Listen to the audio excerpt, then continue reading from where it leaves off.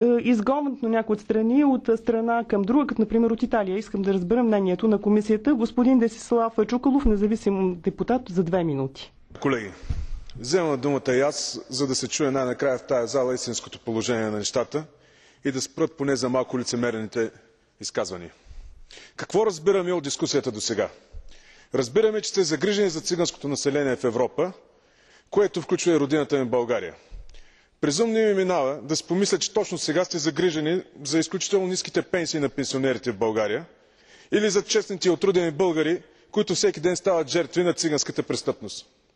Уважаеми депутати, закрижете се за това, че Българската социалистическа партия редовно купува цигански гласове на изборите в България. Загрижете се, че коалиционният партньор на българските социалисти, Движението за права и свободи, което се представлява тук в групата на АЛДЕ, купува всички останали гласове. Също цигански. Загрижете се, че председателят на Движението за права и свободи Ахмед Доган нарича купуването на гласове, на цигански гласове, нормална европейска практика.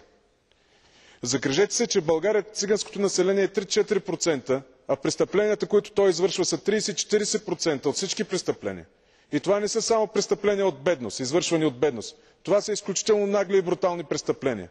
Защото изнасилването и убийството на една 79-годишна старица не е престъпление от бедност. Съгласни сте с това, нали? Огромните суми, които се отделят, се вижда, че тези суми не работят. Това финансиране не работи, защото тези суми потъват в съмнителни фондации и неправителствени организации. Според нас, патриотите от „Атака“, решението на проблема е да се спазват всички закони във всяка една отделна държава. Спазването на закони, без да се толерира дадено малцинство, ще доведе до успех.